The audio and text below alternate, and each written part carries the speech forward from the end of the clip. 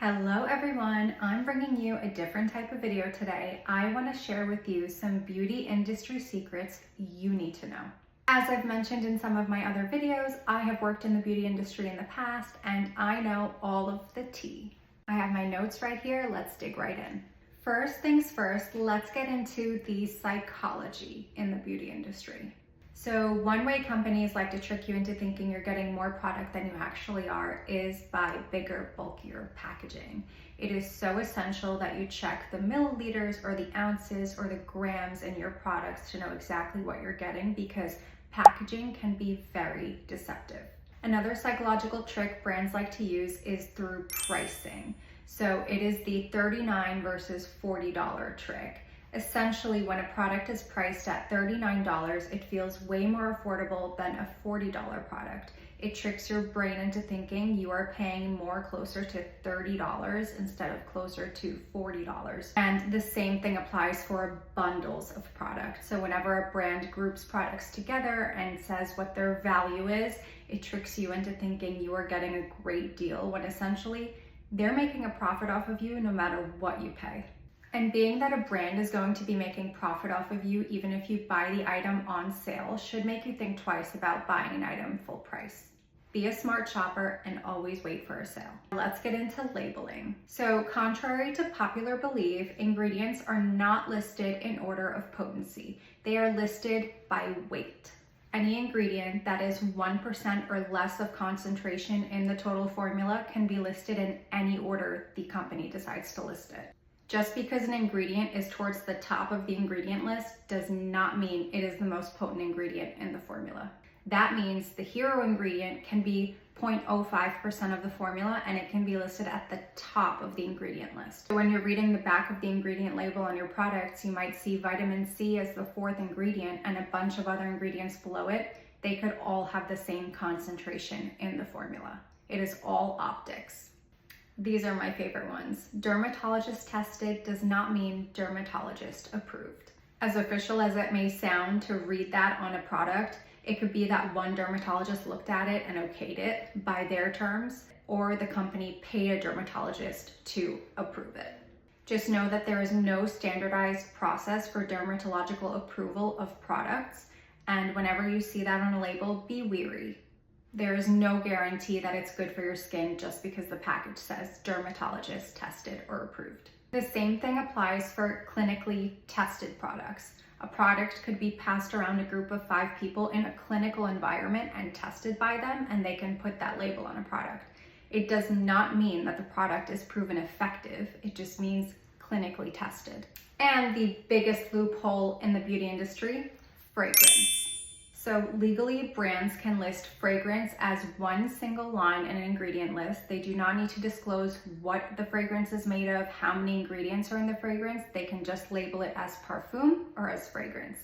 Fragrance, as we all know, can contain dozens of harmful endocrine disrupting chemicals, and companies do not need to disclose them to you. Some ingredients in fragrance include phthalates, which is used to make scents last longer. It is also linked to hormone disruption, and it is also banned and restricted in the EU. Some fragrances also include synthetic musks, which is a bioaccumulative chemical, which means it builds up in your system and can be very toxic. They're also potentially hormonally disruptive.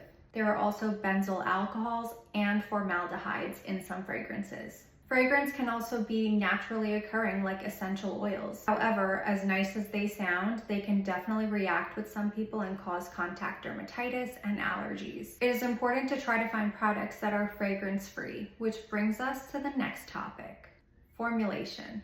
This is the craziest one of all. Fragrance-free and unscented are two completely different things.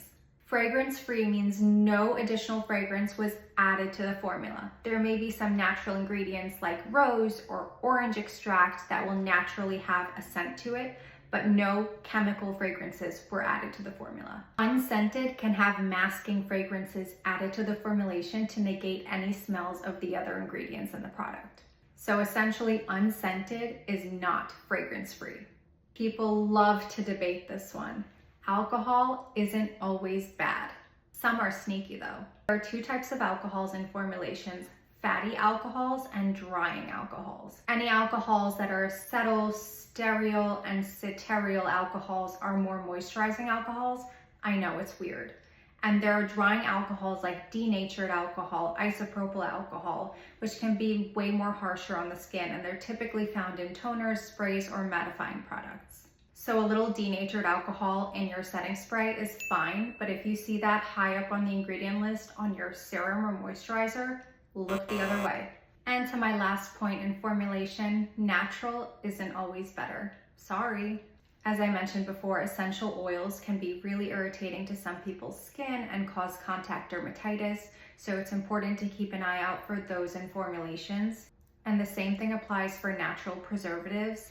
Sometimes they can be really irritating to the skin and cause contact dermatitis, and sometimes they're not as efficacious as chemical preservatives. Which brings me to my next point, preservatives. Natural preservatives aren't always better. They tend to have a shorter shelf life and expire quickly in products and cause your products to expire quickly as well.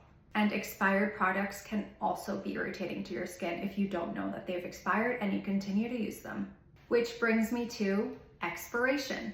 Do you ever look at the back of your product and see a little open jar symbol and wonder what the hell that means?